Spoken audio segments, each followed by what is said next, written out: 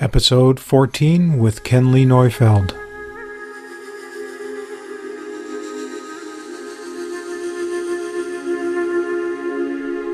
Where meditation meets daily life, this is the Meditation Freedom Podcast.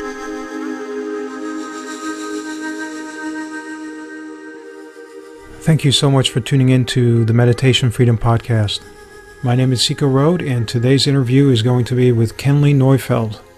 He is a teacher and practitioner of the Deer Park Buddhist Mindfulness community in Escondido, California. And he was ordained in 2005 by Thich Nhat Hanh as a lay-practitioner in the Order of Interbeing. He then received what's called the Lamp of Wisdom, or permission to teach, from Thich Nhat Hanh in 2012. Currently lives in Ojai, California, and when he's not with his family or working on websites and meditating with his community in Deer Park, he also holds the position of Community College Dean in Santa Barbara City College. I'm not even going to attempt to list his resume because you would never get to the interview, and the interview is probably a lot more interesting to you listening. And if you stick around, we'll have a small kind of a bonus mini meditation at the very end of the interview, which Kenley will guide you into. As some of you may know, Thich Nhat Hanh is well known for his ability to be mindful and teach mindfulness, and Deer Park is one of those places. He has a whole bunch of monasteries that he and Sister Chang Kong and his Sangha founded. Deer Park is one of the places that Christina and I have been to a couple of times to practice as well and to attend retreats. And one of the lovely things about this particular community in Escondido is that it's in a mountain setting, and every morning during retreats, when it's about 5 o'clock or so, you'll hear one of the monks or nuns ring the bells of mindfulness to slowly wake you up. And it's a wonderful way to wake up in the morning. And in fact, I recorded one of those sessions one time and put it on YouTube, and now people are going to sleep and then waking up, being able to wake up with that wake-up sequence with a big gong, which is a huge gong, hanging outside, and then a monk or a nun chanting and slowly waking the community up. But anyway, a retreat like that is a wonderful way to practice mindfulness and then to learn to bring that mindfulness into your daily lives. And that's what we'll talk about with Kenley. And before we get into the interview, I just want to give you one quote from Thich Nhat Hanh. People usually consider walking on water or in thin air a miracle. The real miracle is not to walk either on water or in thin air, but to walk on earth. Every day we are engaged in a miracle which we don't even recognize. A blue sky, white clouds, green leaves, the black, curious eyes of a child, our own two eyes. All is a miracle. So with that, let's get right into the interview with Kenley Neufeld. Thank you so much, Kenley, for joining me on this podcast. I really appreciate you taking the time out. Of course, it's a pleasure to be here and chat with you for a bit. One of the ways I start the podcast is to ask the guests why they come to a meditation practice. In most cases, it's something that comes from experience or an event that prompts you to go, okay, I need something. I need to do something, some kind of practice. Sure. When I was in college, I took a world religions class, and at that time, I wasn't that particularly interested in exploring meditation, but it did kind of pique my interest and set a little bit of a direction that I could look in the future if I wished to. And that was that was the late 80s. And then in the mid-90s, I had been participating in 12-step recovery programs, and they have a portion of that talks about meditation. So then I said, well, I'll try out this meditation thing. It sounds like it might be really helpful. And so I went to a Zen Center, and, I didn't really like it that much. So I picked up a book, and it was about meditation, and I read the book. And so I just started practicing and sitting by myself in my apartment in San Francisco. And, for me, 5 minutes was an eternity. So I would, 5 minutes was my goal to be able to sit and meditate. So it blossomed out of this recovery, 12-step recovery experience, and wanting to try meditation as a method to touch into the spiritual side of my life. And I didn't really know or where it was going to take me or what I was going to do with it, but that's how it began anyway.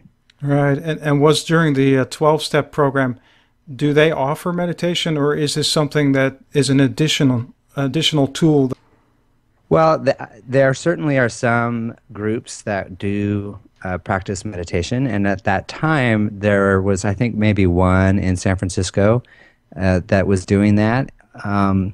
But it's part of the, being able to deepen our spiritual practice and being able to learn how to sit still and just be able to reflect on this thing we call life and where we are and directions we might want to go. And I just wanted to do something a little bit more than what I had been doing. And I've always been somewhat on a spiritual journey, it feels like, for most of my life. And so it was an easy kind of segue for me to move into and to explore for myself. Mm-hmm. And were there any particular struggles that you had at the time that you thought needed addressing, or was it just a general type of spiritual search for? It was more of a general spiritual kind of search. There was nothing really specific at the time. I was trying to take my recovery very seriously, and one of the steps in the recovery program is to explore meditation, and so that's what I was trying to do. I was trying to explore meditation. So coupled with my experience with the world religions class I had taken a few years earlier, my wife had given me a book called Pieces Every Step by Thich Nhat Hanh. And my desire to deepen my spiritual practice in the recovery community in particular, all of those things kind of got me interested in meditation, to the extent that I did it somewhat regularly, and I did attempt to go to a practice center, but it didn't stick for me at the time. And there wasn't any particular drama or crisis occurring in my life. It was just more of this general kind of, let's grow spiritually and here's something to explore. Right. And then as you practiced over the years, did you start seeing things that you went like, oh, this is another good reason to practice? Maybe, like I was just quickly reading one of your blog posts where you did an address, commencement address, and you said you were a student who refused to wear shoes, did not bathe regularly, and generally didn't pay attention. So was there, at what point in your practice did you go, okay, this is helping me with attention, or things like that? Was there something like that, kind of an aha moment? Or? Well, I don't think the real aha moment came for quite a few years after I started sitting. And I think that the meditation I was doing from, say, 1995 through about 2001 was, I did it pretty regularly, and I liked the way that it helped me to stop. I liked the way that it helped me to become more aware of my body. And yet I hadn't engaged in other elements of that. I was really very rooted in the recovery program, and this was just one little piece or one little component, part of that puzzle of being clean and sober. And so something did happen dramatically in my life later, and we can talk about that also, that pushed me, what I like to say, onto the high-speed conveyor belt, moving forward on my path of meditation and mindfulness, and kind of transformed my being in a much more significant way than all those years of doing the other just on my own by myself. Mm-hmm. Yeah, there is a huge difference, isn't there, between doing it on your own and then when you finally join a community that works for you. What was that experience like?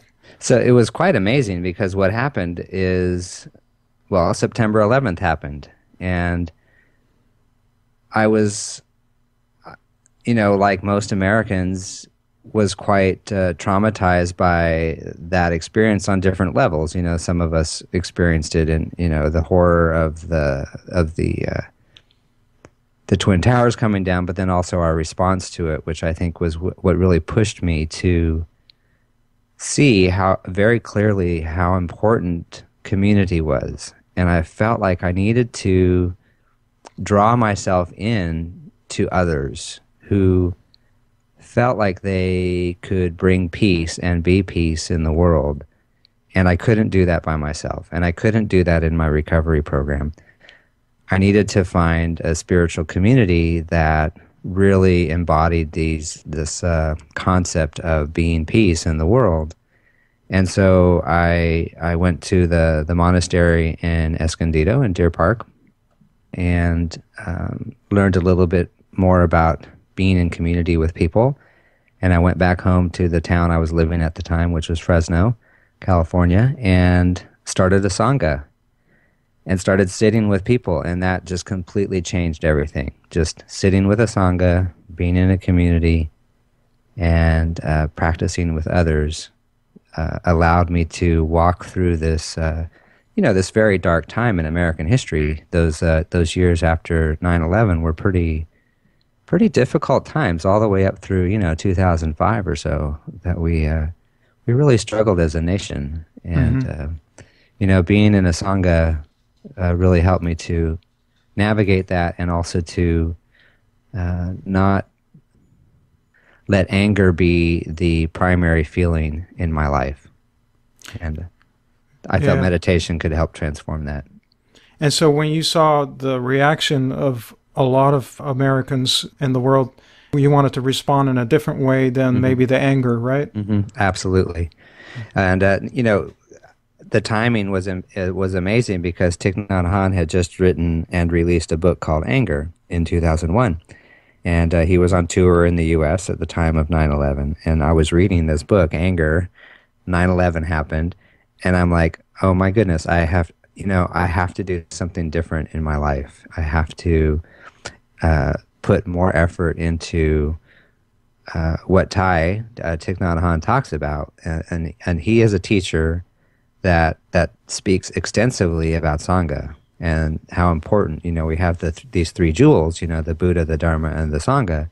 And a lot of our practice communities talk about the Buddha and the Dharma and don't always, bring Sangha at the same level, which for me, Sangha is so, so deeply important to our well-being as an individual as well as a society. And that's, so Thay's teaching on peace, Thay's teaching on the social justice work that we've done, and a teacher who's come out of a war conflict, and that he also speaks so strongly about Sangha. Those were the things that really attracted me to his community in particular. And that's where I decided to put my energy and my time. Yeah. And you mentioned also in that, going back to the commencement address, you said that right after you had spoken about the importance of peace and community, a lonely person was shooting up, I think it was your campus, right? Well, it was the UCSB, so across town, but he had been a student at one point on our campus, and a lot of our students live in that area. So yes, that was definitely a very, continues to be a challenging experience for the Santa Barbara community. Right. And you said that part of that was loneliness, and that somehow was fueling the anger, you think, or what component does loneliness play in that? Well, I think each of us, and it goes back to this idea of the Sangha, I think that the human being really craves to be apart and to be together with others. And I think that as we moved into the 20th century and the 21st century, we've become a lot more, disconnected from the roots of our families, the roots of our communities, because it's so easy for us to move around and travel and live 1,000 miles away from our family. And yet for millennia, for all of the eternity of humanity, that has not been the case. I mean, people have lived together in community with their blood family as well as other families that they've known their whole lives forever. And I think that those elements, and not to say there's not suffering in those environments, because clearly there is, but that all of those elements build this support network that allows for us to see each other. And I think that not being seen brings this loneliness to individuals. And then if you couple that with mental health illness and mental issues, that can really lead to these tragic events like we experienced in our community. And so I can't say that Sangha is going to be something that solves that particular incident, but I do believe that we can work together as communities of people to bring a little bit more well-being into the society. And it starts with ourselves. It starts with our own practice and how we are able to transform our own suffering, our own loneliness, and being able to see with a different set of eyes. Right. And Thich Nhat Hanh talks about looking deeply, right? To see that you're not necessarily a separate self, a separate individual. And that's, to me, that's a big part of how to solve loneliness, is to see through that, the illusion of being separate. Well, the interbeing nature of all that exists, essentially, that we certainly all come down to being stardust, and our relationship travels all the way back through the cosmos, all the way to the present, where we have this relationship with the planet, we have this relationship with each other, and there is no way to really separate them from each other. And, the most obvious things are, without the sun, for example, there would be no life here. And so that's, one big thing that's very clear, but I think it can be brought all the way down into our most intimate relationships and how we connect with each other. And, our feelings, our perceptions, they get passed on from our previous ancestors. And so there's this connection between the past and the present, which then can inform the future. Right. And maybe you can explain a little bit more to somebody who's never heard the word interbeing, what you mean by that. Well, interbeing, for me, there's probably some great definitions you could look up on that, but that there is this idea that there isn't any separate self, that I am because you are, and that there's this connection between us, and that our relationship exists in interrelationship, so that my well-being and my taking care of the planet, as an example, is going to bring well-being for more than just me. It's going to be for everyone else. But, the air I breathe in my house, for example, is also breathed by my children and my wife and my pets and the plants. And so we're constantly exchanging this, on a physical level, we're constantly exchanging each other.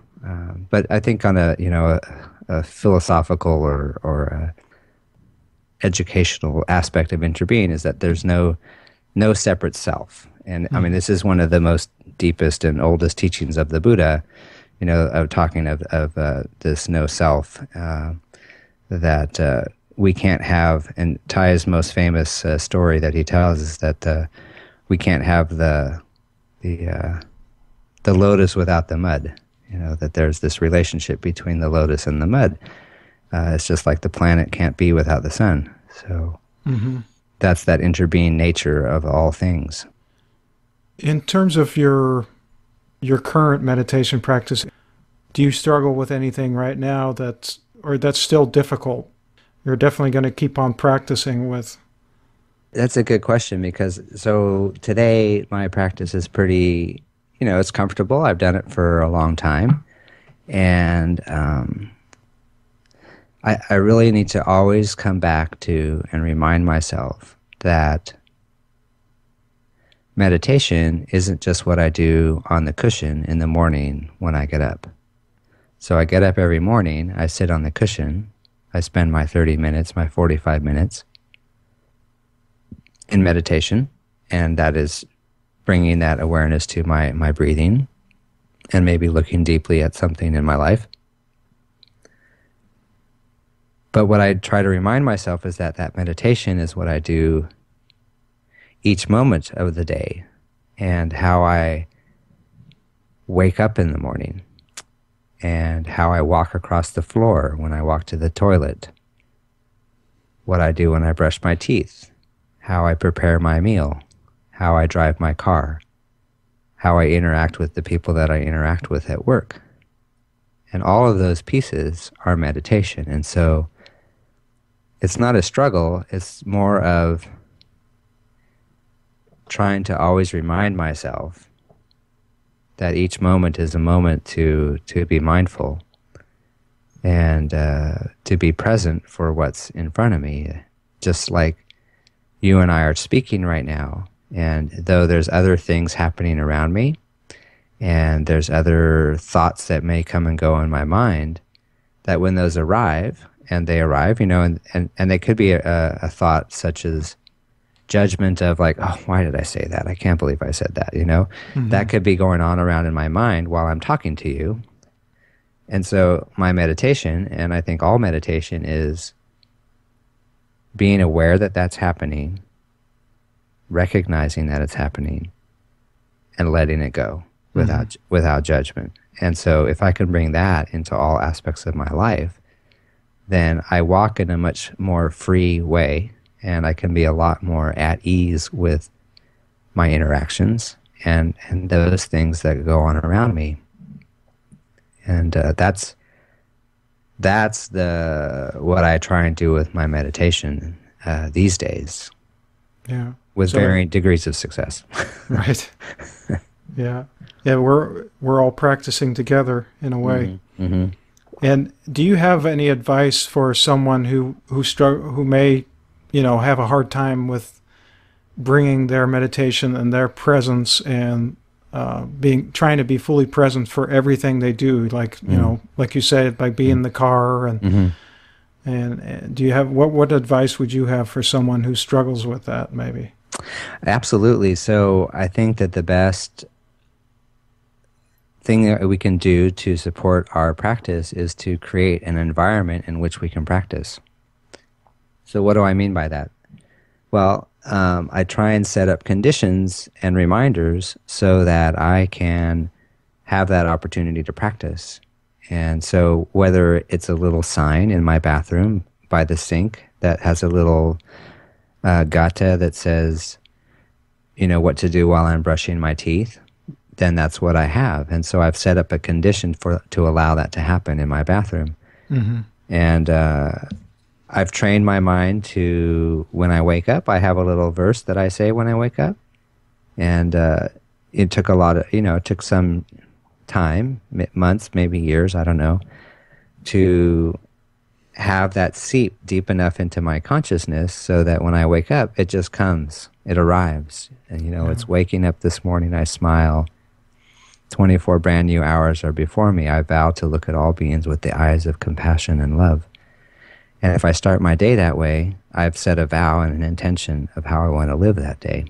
Yeah, that's a great way to start. Yeah, but it took some training, so I had to set up the condition to remind myself. So putting a little note there in the morning to do that, and I don't need the note anymore, but it's there. And, it also comes into my work environment. So I want to be able to be present for the people who arrive in my office at work. And so what I need to do is I set up conditions in the environment that allow me to be present. So I have a desk, and I have a computer, and I have chairs where people sit. So I put the computer so that it's behind me when I'm talking to somebody. Mm-hmm. So I don't see the screen. So I have to turn my chair around to talk to someone in my office. And so I don't have that screen distraction while I'm talking to someone so that I can be present and be there.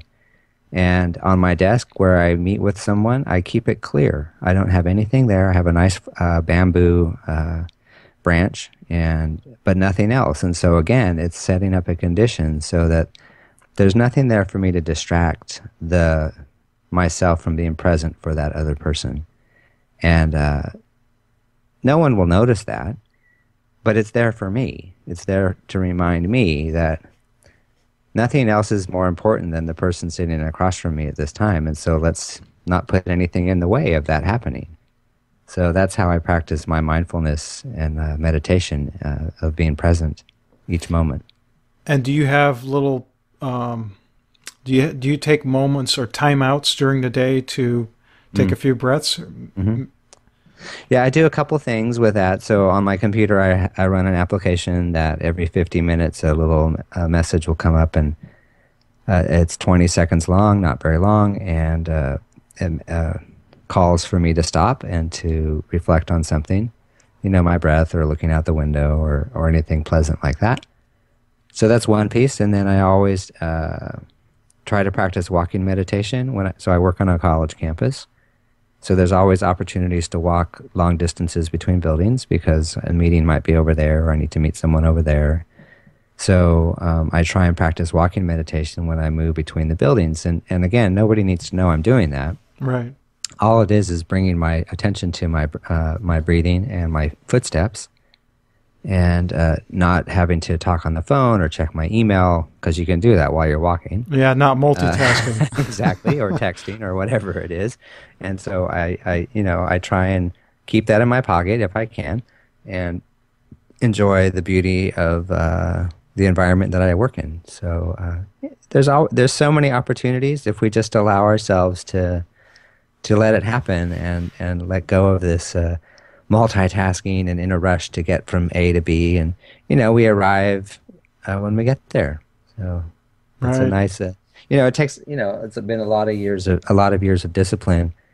And that's why the sitting meditation in the morning, which is practice on the cushion, helps inform all those other pieces of the day, because it allows me to see my mind more clearly and be aware of my body in a different way that if I didn't take that time in the morning to look deeply into my being as this physical space that's me, it would make it a little bit more challenging, I think, to be present in other environments than sitting on the cushion.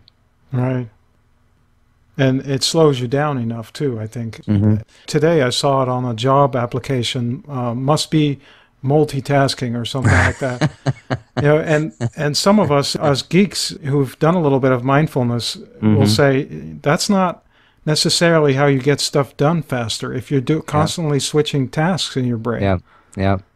Well, the research actually says the opposite. The research says that switching those tasks so quickly, yes, you can do it. There's no such thing as multitasking. It is actually switching activities quickly is not good for cognitive process, and it could actually have long-term impacts. And so, I've made some changes in my environment, my physical environment, to support less multitasking, like turning off all the notifications on my phone. I have a cell phone. I love my cell phone. I have another blog post on that topic about how much I love technology. And yet, it's not good for it to be beeping at me every 30 seconds or 1 minute or 5 minutes. I check it often enough as it is. I don't need a notification. So I turn all that off so that I don't have to have that constant distraction. Right. It's probably distracting enough as it is. Yeah, and I think it ruins productivity too. Yeah. People will say that's good, more faster and but like Thich Nhat Hanh, I would say he's probably one of the most productive people. How many books has he written? 90 or something? 100 books, yeah.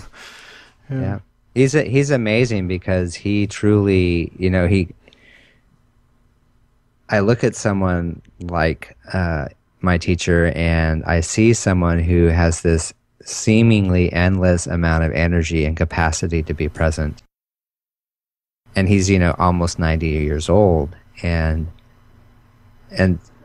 so I know that there's a way to do it and to be peaceful and free, because I live a really full and complete life. I do a lot of things. I love what I do. And it's not for everyone.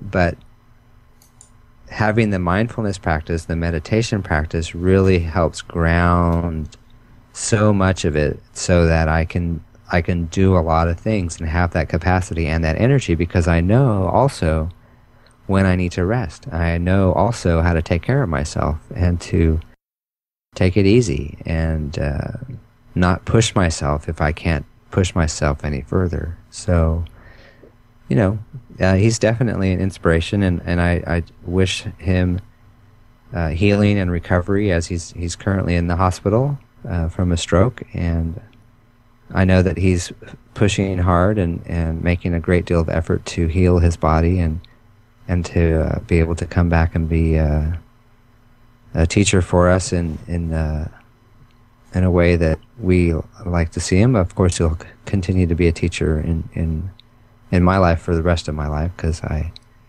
have gained so much from my experience with being his student. Mm-hmm. And he said, this is kind of a Buddhist thing, he said the Buddha is the Sangha. How do you interpret that? Well, he talks about actually that the next Buddha will be the Sangha, and I think that's he really sees the power of the Sangha, that collectively, he's spent the last few years talking about this collective awakening, that we need to have a collective awakening. And it goes back to the same teachings that Martin Luther King gave about the beloved community, that we have this ability, if we work together, to be able to transform ourselves and our communities and the world, that we don't have to go into this level of despair, that there's this capacity to go beyond that. And so I really see this idea of the Buddha community being our capacity to live in harmony and transform our society and our world. So that's how I see that. Mm-hmm. Yeah, and to me, there's also a little bit of a message in there about how we don't need to have just one person be responsible, where we can all take kind of co-responsible for awakening. Yeah. Yeah. Well, we all have that capacity to wake up. That's a very common teaching, that we all have this, when we bow to each other in a formal way, it's that acknowledgement that this person, you have this capacity to wake up, and that we can do this together also. Mm-hmm. Yeah. I think that's a really great statement. Mm-hmm. Mm-hmm. And have you noticed, or is there any movement you see in your organization, like in colleges and curriculums? Do you see any movement towards bringing a little bit of mindfulness, or maybe even creating a mindful room in a place like a university or an organization? Do you see something like that happening yet? Well, we certainly have individuals that are very interested in bringing this type of practice into college communities and to young people. And we do, within the Plum Village Thich Nhat Hanh community, we do have an entity called the Wake Up Community. And the focus of the Wake Up Community is 18 to 35-year-olds. And so they will go out and offer programs and lead meditations and that type of thing with college campuses. And so they'll go around to a group of college campuses. And for me, I do also have led a meditation group on our campus for the last 9 years. So we have a group that meets once a week, and we just do 30 minutes of sitting. It's really simple.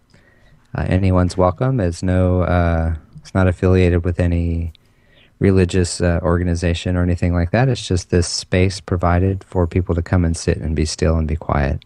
So, and does the campus have a dedicated space for that, or? No, we don't really have the physical capacity for that. I think some of the larger universities definitely have moved in that direction of providing those kinds of spaces. But on our camp, I've always done it in my office, which supports, I can usually have 8 or 10 people if I needed to. So it's a comfortable size office, but no dedicated space other than that. But there's always outdoors, and we are in Southern California, and the weather is usually pretty nice, so it's other opportunities. I see it happening, though, in the future where corporations, and they'll actually designate a room because they'll realize that there's a financial return on investment there. Yeah. Well, we definitely see more of it happening in the corporate world, and particularly in the technology corporate world. There's this great interest and movement with meditation and mindfulness, and providing those spaces and opportunities for the employees to do that. If you have any resources online that you'd like people to check out about you and what you do. And then we could also do a mindfulness bell, because I actually recorded the big bell where you can put, probably all my dogs could fit inside that bell in Deer Park. I keep imagining somebody sitting in the bell. It's so big and beautiful. But I recorded that because for me, I like to, what I did was I created an 8-hour long track, and then I put it on YouTube for myself, but then also to share with people who might also find use to it. I do one bell every half hour, and then that's my way of, just like an app. It's a way to trigger and give myself permission to take 10 breaths. And Yeah. Interesting. Do you want to just share your resources first, and then I'll play that bell, and maybe you can tell somebody what you would tell them before they listen to the bell? Okay, sure, I can do that. So I think for more information about the work that I do, I have a local community that I lead in Ojai. That Ojai is OJAI, and that's ohaimindfulness.org. And if you're in this area of the world at some point, definitely please reach out to me and join us a little bit. And for our practice centers, we have Deer Park Monastery, and you can just go to deerparkmonastery.org, and that's in Southern California. But we also have a practice center in Mississippi and New York and Germany and Hong Kong and France and Thailand and Australia. And I can assure you that if you go to any of those practice centers, they will all have the same kind of feeling and energy of practice. And so you'll feel very at home if you visit one and enjoy it. You can go to any of the other ones and have the same kind of experience. So those are probably two of the best resources to help point you in the right direction. If you're a young person, you can go to wakeup.org, and that's actually WKUP, WKUP.org. And I learn about what is happening with the young people of the world. I don't qualify anymore. I've moved beyond that apparently in age. So, yeah. But I bet inside of you, you just don't feel that yeah, way. no, yeah. I'm like, am I really that? Oh my goodness, I can't believe I'm getting that old. So, when you lead a session with your students, maybe you can give some pointers when they hear the bell. And I'll play 3 bells, so it'll be like 60 seconds or so. Okay. And then we can do a mini meditation for the people listening. Okay. Why do we use the bell? Well, this bell is usually produces a very lovely sound, and it's a nice sound to help harmonize our breathing and our body. And it's an opportunity for us to come back to ourselves, to our true selves, in the sense of being able to let go of our worries, let go of our projects, and to be able to come back fully to this present moment in time, and to be able to give all of our attention to the sound of the bell. And just breathing in, I hear this sound of the bell. And so when I invite a bell, I have a little verse, and it's something about sending my heart along with the sound of the bell. May the hearer awaken from forgetfulness and transcend all anxiety and sorrow. And then we hear the bell, and then you as the listener can come back to your breath and be present and listen to this wonderful sound of the bell, calling you back to your true home.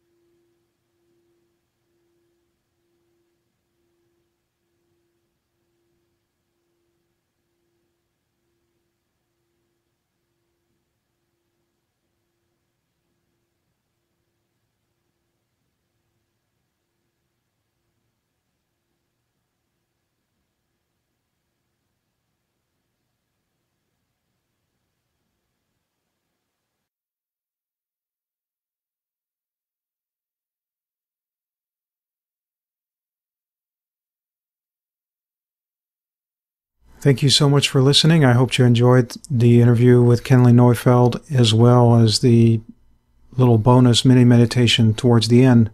And please let me know if you found that helpful.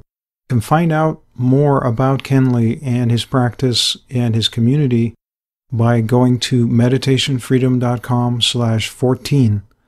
And I will make sure I have links to his practice center, as well as the YouTube video that I mentioned, and maybe a couple of books by Thich Nhat Hanh that you can follow up on. And of course, let me know in the comments at the bottom of the page for the show notes what you thought of the interview, and maybe provide some more comments and feedback. And as always, you can support the show by going to the Support the Podcast tab on the Meditation Freedom website. And I have a bunch of ideas on how you can support it, whether that's no cost, like leaving a review in iTunes, or whether that's a small donation. That's it. Next week we'll have an interview with one of the listeners of this podcast, and he will talk a little bit about how he's working with meditation and how it's helped him in his life. And I also want to thank Tom in Zagreb, Croatia, for listening and your feedback. That's wonderful. Thanks so much, Tom. Well, have a wonderful rest of the evening or rest of the day, and take care until next time.